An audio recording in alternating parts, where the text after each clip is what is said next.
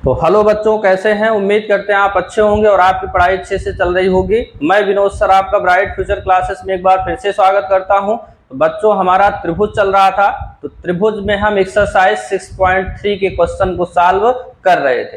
तो इस एक्सरसाइज में हम 3 क्वेश्चन तक सॉल्व कर चुके हैं। उसके आगे के जो क्वेश्चन हैं उन सभी क्वेश्चन को हम सॉल्व करेंगे। बच्चों, अगर आपको क्लास अच्छी लगती है तो आप लोग क्लास को ज़्यादा से ज़्यादा शेयर करिए, लाइक भी करिए और आप कमेंट भी करिए कि आपको क्लास कैसी लगती है। तो आइए हम क्लास को स्टार्ट करते हैं। तो देखिए, आज हम क्वेश्चन नंबर 4 से सॉल्व करेंगे। तो देखिए 4 में क्या दिया है, हमको दिया है आकृति। ये जो चित्र दिया है इसमें QR/QS और QT/PR दिया है और कोण 1 2 के बराबर दिया हुआ है। तो दर्शाइए, यानी कि सिद्ध करना है इसको क्या दिखाना है, समरूप दिखाना है इन दोनों त्रिभुजों को। तो सबसे पहले ऐसे क्वेश्चन में जिसमें प्रूफ करना होता है तो सबसे पहले हम दिया है लिख लेते हैं, तो जो सिद्ध करना है उसको लिखते हैं, फिर हम प्रूफ देते हैं। तो आइए हम लिख लेते हैं दिया है। तो दिया है, क्या दिया, देखिए यहाँ पे QR/QS बराबर दिया है QT/PR आपको दिया हुआ है, तथा कोण 1 बराबर कोण 2 दिया है। अब अगली हेडिंग आपको डालना है सिद्ध करना है। सिद्ध करना है, सिद्ध क्या करना है, त्रिभुज PQS समरूप दिखाना है TOR के। अब हम लिखेंगे उपपत्ति। तो देखिए, जो उपपत्ति करना होता है, तो जो हमको गिवन होता है, दिया होता है, वहीं से हम उपपत्ति को शुरू करते हैं। तो हमको दिया है, ये दोनों दिया है, यहीं से हम क्वेश्चन की शुरुआत करते हैं।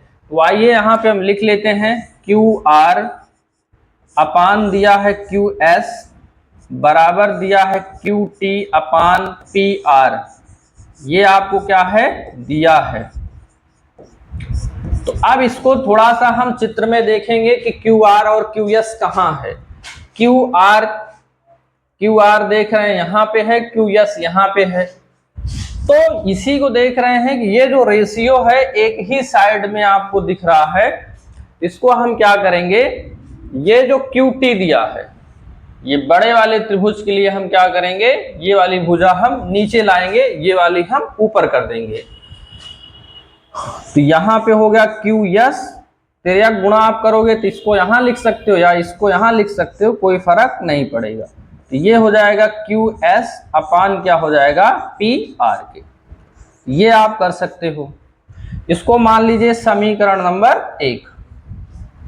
अब कोण 1 और कोण 2 के बराबर दिया है, कोण 1 के बराबर कोण 2, ये भी आपको क्या है, दिया है।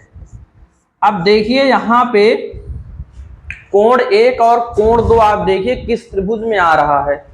तो ये त्रिभुज यानी कि PRQ में कोण 1 और कोण 2 आ रहा है, तो हम PRQ ले लेते हैं। तो त्रिभुज PQR में, तो PQR में कोण 1 और कोण 2 बराबर है। तो जब किसी भी त्रिभुज में 2 कोण बराबर होते हैं तो उनके आमने सामने की जो भुजाएं होती हैं वो समान होती हैं। तो 1 के सामने PR, 2 के सामने PQ, यानी कि PQ और PR आपस में बराबर है। तो यहाँ पे हम लिख सकते हैं PQ बराबर PR। क्यों? क्योंकि किसी त्रिभुज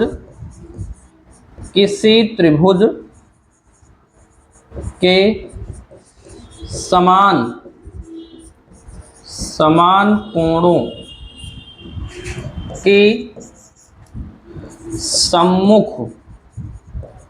सम्मुख भुजाएं समान होती हैं।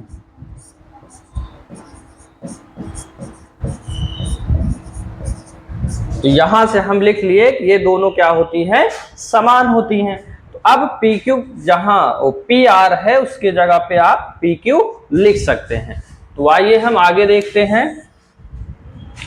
ये क्यू एस अपान क्या हो गया, Q T is equal to Q S, और पी आर की जगह पे क्या लिख दिए, पी क्यू लिख दिए। ये हो गया समीकरण नंबर 2। तो यहां से समीकरण 1 हुआ और यहां से आपका ये बन गया समीकरण 2 बन गया। तो अब आप यहां पे देखिए कि जो समीकरण 2 मिला है क्यू एस अपान क्यू टी, देखिए कहां है, क्यू एस नहीं था यहाँ पे भाई, क्यू आर था यहाँ पे, Q R upon Q T और Q S upon P R. यहां भी होगा क्या, क्यू आर होगा। तो ये क्यू आर, अब देखिए आप चित्र में Q R upon Q T, और यहां पे क्या है, क्यू एस अपान क्या है, पी क्यू। तो इन दोनों को अगर आप देखेंगे तो अब किस त्रिभुज की भुजाएं दिख रही हैं, टी क्यू आर की और क्यू एस पी की भुजाएं दोनों दिख रही हैं। अब यहां पे हम ले लेते हैं कि त्रिभुज टी क्यू आर योम पी क्यू एस में, तो इनमें आप देखिए ये जो दिया है इसको लिख लीजिए, Q R upon Q T upon Q S upon P Q. कहां से हुआ, समीकरण 2 से हुआ। अब ध्यान से आप इसको, इस रेशियो को देखिए आप, क्यू आर और क्या है, क्यू टी, ये क्या है, क्यू एस, ये क्या है, पी क्यू। तो इस भुजा और इस भुजा बनाने वाला कोण ये है, और इस भुजा और इस भुजा को बनाने वाला ये कोण है। तो ये कोण उभयनिष्ठ है, तो ये भी आपस में क्या है, यहाँ पे बराबर है। तो यहाँ पे आप लिखेंगे कि कोण Q बराबर कोण Q क्या है, उभयनिष्ठ है। तो ये उभयनिष्ठ हो गया। तो अब आप देख सकते हैं कि जब किसी भी त्रिभुज में दो भुजाओं को बनाने वाला जो कोण है, अगर वो इक्वल होता है और उन भुजाओं का रेशियो बराबर होता है, तो त्रिभुज क्या होते हैं, समरूप होते हैं। ये हम प्रमेय में पढ़ चुके हैं, इसलिए लिखेंगे त्रिभुज टी क्यू आर समरूप है, समरूप है आपका पी क्यू एस। ये पी क्यू एस और टी क्यू आर, यहां पे टी क्यू आर है, तो ये दोनों क्या हो गए, समरूप हो गए। और इसी को आपको क्या करना था, प्रूव करना था। तो इस क्वेश्चन को आप लोग नोट कर लीजिए। तो चलिए अब हम आगे अगला क्वेश्चन देखते हैं, क्वेश्चन नंबर 5। तो क्वेश्चन नंबर 5 में देखते हैं क्या है। तो त्रिभुज पी क्यू आर की भुजाओं पी आर और क्यू आर पर क्रमशः बिंदु एस और टी इस प्रकार स्थित है कि कोण P बराबर आर टी एस। तो दर्शाना है कि दर्शाइए कि आर पी क्यू समरूप है त्रिभुज आर टी एस के। अब आपको क्या करना है, एक त्रिभुज पी क्यू आर यहाँ पे बनाना है। तो हम त्रिभुज पी क्यू आर यहाँ पे बना लेते हैं, पी क्यू आर। अब पी क्यू आर की जो भुजा पी आर है, पी आर पर क्रमशः पी आर और क्यू आर, तो पी आर पर जो भुजा स्थित है वो यस और इस पर स्थित है टी। इस प्रकार स्थित है कि कोण P बराबर, इसको तो आप ऐसे मिला दीजिए, तो कोण P बराबर यानी कि ये वाला किसके बराबर है, आर टी एस के। आर देखिए कहाँ है, आर टी एस के, ये दोनों आपस में क्या है, बराबर है। तो दर्शाना क्या है, आर पी क्यू, देखिए आर पी और क्यू बड़ा वाला, और R T S R T S, इन दोनों को यानी कि छोटा वाला इसको क्या दिखाना है, समरूप दिखाना है। तो समरूप दिखाने के लिए आपको क्या करना होता है, या तो दो एंगल हम बराबर कर दें तब त्रिभुज समरूप हो जाता है, दो बराबर तो तीसरा तो अपने आप बराबर होता है, या दो भुजा का रेशियो बराबर कर दें, उन भुजाओं को बनाने वाला जो कोण है उनको बराबर कर दें, तब आपका समरूप हो जाता है, या तीनों भुजाओं का रेशियो बराबर कर दो तब त्रिभुज समरूप हो जाता है। ये तीनों समरूपता हम थ्योरम में पढ़ चुके हैं। तो आइए इसको हम देखते हैं। तो सबसे पहले हम लिखेंगे दिया है। तो दिया है में क्या है, त्रिभुज पी क्यू आर में, त्रिभुज पी क्यू आर में, तो चाहे आप इसको ऐसे लिख सकते हो या सिर्फ ये जो दिया हुआ है इसी को आप लिख सकते हो। तो त्रिभुज पी क्यू आर, और यहां पे हम लिख दें योम टी आर एस में क्या बराबर है, कोण P के बराबर है कोण RTS, ये दोनों आपस में बराबर हैं। अब सिद्ध करना है, सिद्ध करना है, सिद्ध करना है आपको त्रिभुज RPQ समरूप त्रिभुज RTS। अब लेते हैं उपपत्ति। उपपत्ति करना है, जिस त्रिभुज को आपको समरूप दिखाना है वही दोनों त्रिभुज हम यहाँ पे ले लेते हैं। तो त्रिभुज RPQ योम त्रिभुज RTS में, तो त्रिभुज PQR यानी कि बड़ा वाला और RTS ये छोटा वाला, तो इनमें हमको एक एंगल बराबर पहले से दिया है, यानी कि ये जो एंगल P है उसके बराबर क्या है T, ये पहले से यहाँ पे बराबर दिया हुआ है। तो इसको हम लिख लेते हैं। तो कोण P बराबर RTS, ये हमको क्या है दिया है। अब इन दोनों त्रिभुजों में अगर आप ध्यान से देखें, बड़ा वाला और छोटे वाले में, तो ये जो एंगल R है ये दोनों में आ रहा है, यानी उभयनिष्ठ है। तो R के बराबर R यहाँ पे हो गया, तो R के बराबर R, ये क्या है उभयनिष्ठ है, उभयनिष्ठ। तो इसलिए त्रिभुज RPQ समरूप हो गया त्रिभुज RTS के। ये समरूप हो गया। समरूपता कौन सी लगी, A समरूपता। तो यही आपको क्या करना था, प्रूव करना था। तो एकदम ये तो आसान क्वेश्चन था, इसको भी आप लोग नोट कर लीजिए। आइए हम क्वेश्चन नंबर 6 देखते हैं। तो देखिए क्वेश्चन नंबर 6 क्या है, आकृति में त्रिभुज ABE क्या दिया है, समरूप दिया है त्रिभुज ACD के।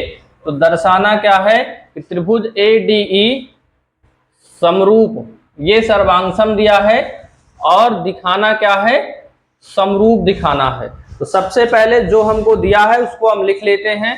तो दिया है, तो देखिए क्या दिया है, त्रिभुज ABE सर्वांगसम दिया है किसके, त्रिभुज ACD के। अब लिखते हैं सिद्ध करना है, सिद्ध करना है त्रिभुज ADE समरूप दिखाना है ABC के। अब करते हैं उपपत्ति। तो देखिए उपपत्ति जो हम करते हैं, जो हमको दिया होता है वहीं से हम उपपत्ति करते हैं। तो ये दिया है, इसको हम लिख लेते हैं। तो त्रिभुज ABE सर्वांगसम दिया है त्रिभुज ACD के, ये तो हमको गिवन है। अब आपको ये पता होना चाहिए कि अगर दो त्रिभुज सर्वांगसम होते हैं, उनकी जो संगत भुजाएं होती हैं वो आपस में बराबर होती हैं और उनके संगत कोण भी बराबर होते हैं। तो तो अब देखिए ABE है कहाँ, ABE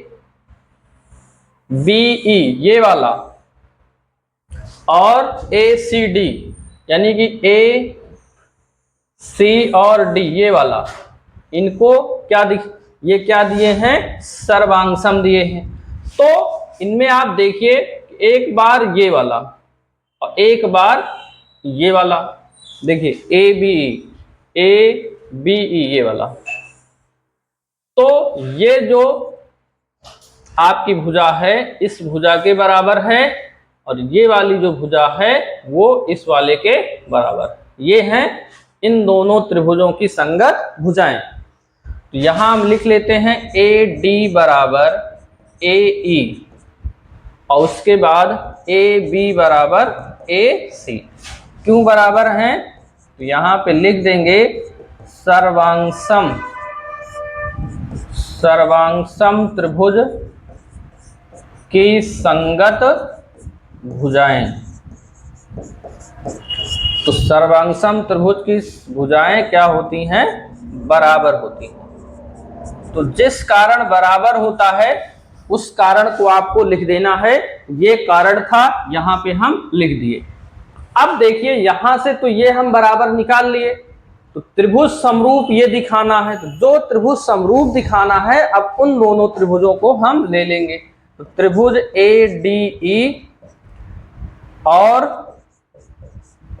त्रिभुज लेना है ABC, यानी कि ADE ये वाला और उसके बाद फिर बड़ा वाला त्रिभुज आपको लेना है। तो आप ध्यान से देखेंगे कि इसमें ये बराबर है आपस में और ये इसके बराबर है आपस में, तो लिख लेंगे यहां पे AD बराबर AE और AB बराबर AC। क्यों बराबर है, आप लिख सकते हो कि ऊपर सिद्ध कर चुके हैं, ऊपर सिद्ध कर चुके हैं। अब दूसरी बात क्या है, इसमें ये वाला एंगल क्या है, बराबर है। तो ये आपस में बराबर है क्योंकि ये क्या है, उभयनिष्ठ है। यहां पे लिखेंगे कोण A बराबर A, क्या है, उभयनिष्ठ है। ये उभयनिष्ठ हो गया। अब हम लिख सकते हैं इसलिए त्रिभुज ADE समरूप हो गया त्रिभुज ABC। कौन सी समरूपता लगी, SAS समरूपता। तो यही आपको क्या करना था, प्रूव करना था। तो आप लोग इस क्वेश्चन को नोट कर लीजिए। तो आइए हम क्वेश्चन नंबर 7 देखते हैं कि 7 नंबर क्वेश्चन में क्या करना है। तो कह रहा है कि आकृति में ABC के शीर्ष लंब AD और CE परस्पर बिंदु P पर क्या करते हैं, प्रतिच्छेद करते हैं।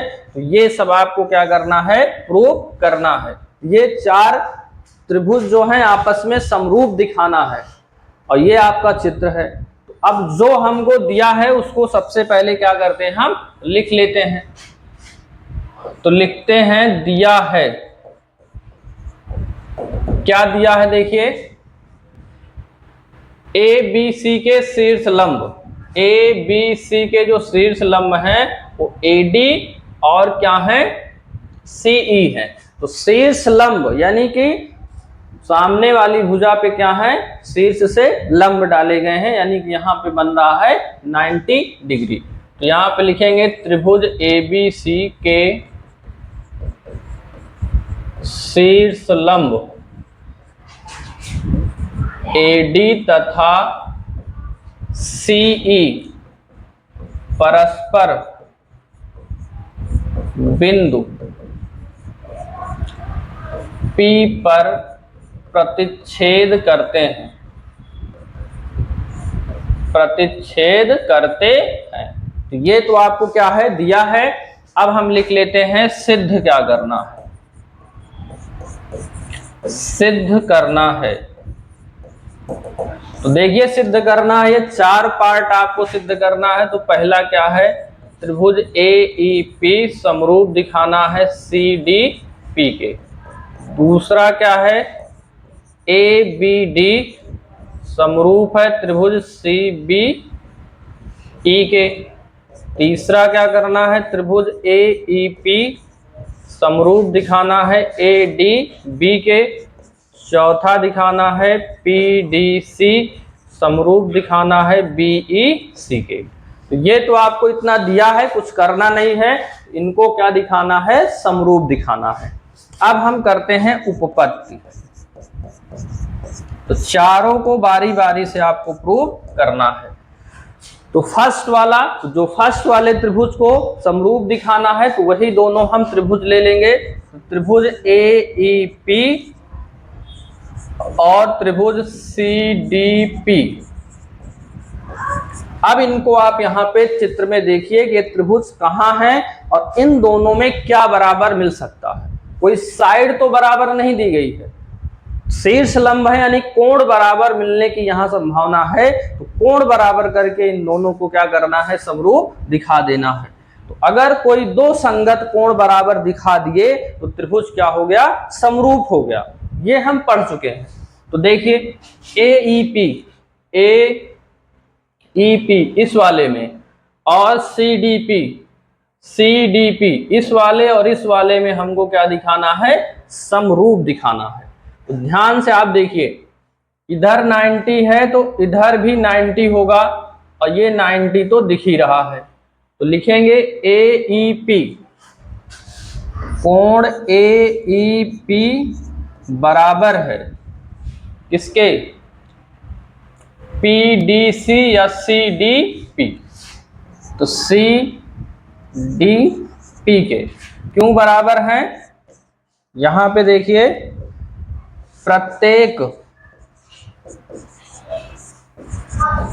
प्रत्येक 90 अंश है। तो ये आपका हो गया बराबर।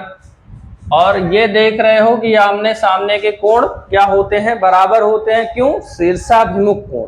क्योंकि जब दो रेखाएं एक दूसरे को प्रतिच्छेद करती हैं, उनके आमने सामने के कोण बराबर होते हैं। उन कोणों को बोलते हैं शीर्षाभिमुख कोण। इस वाली और इस वाली रेखा काट रही है तो ये आमने सामने ही कोण बन रहे हैं। तो नाम क्या होगा, ए पी ई। तो ए पी ई बराबर है सी पी डी के। ये क्यों है, शीर्षाभिमुख कोण। तो शीर्षाभिमुख कोण अब लिख लीजिए, इसलिए त्रिभुज ए ई पी समरूप हो गया त्रिभुज सी डी पी के। कौन सी समरूपता यहां लगी, ए समरूपता। इस समरूपता से इसको हम क्या किए, प्रूव कर दिए। इस तरह से इस क्वेश्चन को आप सॉल्व कर सकते हैं। इस क्वेश्चन को आप नोट कर लीजिए। तो आइए इसका हम दूसरा पार्ट देखते हैं। तो दूसरे पार्ट में क्या करना है, देखिए ए बी डी और सी बी ई को समरूप दिखाना है। ए बी डी देखिए कहाँ है, ए बी और डी, तो इनमें तो एक 90 दिख रहा है। तो सी बी ई, तो देखिए सी बी ई, यहाँ एक 90 दिख रहा है। तो चलिए यहाँ पे हम ले लेते हैं, इस कोण का क्या नाम होगा, ए डी बी, और इसका क्या नाम है, सी ई बी। तो सी ई बी ये क्या है, बराबर है। क्यों, क्योंकि प्रत्येक 90 अंश है। तो जो प्रत्येक है 90 अंश है, यानी कि समकोण है, इसलिए ये दोनों बराबर हैं। और देखिए क्या बराबर हो सकता है। तो ए बी डी में देखिए ए बी डी ये वाला और ए वाला, इनमें ये जो एंगल है वो उभयनिष्ठ है। तो जो कोण बी है वो कोण बी के बराबर है। क्यों, क्योंकि उभयनिष्ठ है। तो दो बराबर हो गए, तो दो बराबर हो जाते हैं, तब आप कह सकते हो कि जो त्रिभुज है वो क्या हो गया, समरूप हो गया। दो कोण बराबर, त्रिभुज समरूप, क्योंकि तीसरा अपने आप बराबर हो जाता है। तो ए समरूपता यहां पे लगा दोगे, तो ये भी क्या हो गया, हेंस प्रूव्ड हो गया। इस तरह से इसको भी आप सॉल्व कर सकते हैं, तो आप नोट कर लीजिए। अब देखिए इसमें जो आपका है दो और प्रूव करना है, ये और ये, तो आपको समझा दे रहे हैं कि आप कैसे इसको प्रूव कर सकते हैं। तो देखिए AEP ये वाला और ADB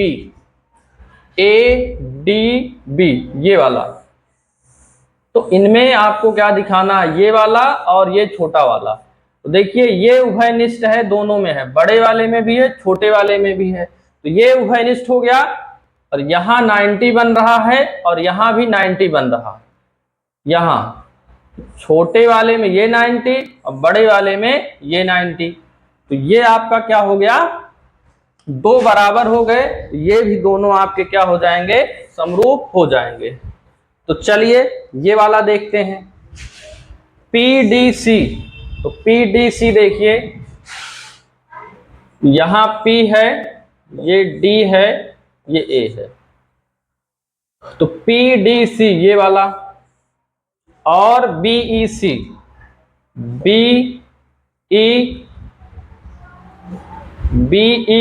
ये वाला, तो इनमें तो एक उभयनिष्ठ मिल रहा ये, और दूसरा क्या मिल रहा है, देखिए एक 90 इसमें और एक 90 इसमें मिल रहा है, तो ये भी दो कोण आपस में क्या हो गए, बराबर हो गए, त्रिभुज क्या हो गए, समरूप हो गए। इस तरह से आप लोग इन दोनों को भी सॉल्व कर लीजिएगा। तो बच्चों आज की क्लास में इतना ही, तो जितना आपको करवाए हैं इसकी आप प्रैक्टिस करिए और इसको समझिए, और इस तरह से जितने भी क्वेश्चन हैं उन सभी क्वेश्चन को आप सॉल्व कीजिएगा। अब अगली क्लास में इसके आगे के क्वेश्चन को हम सॉल्व करवाएंगे।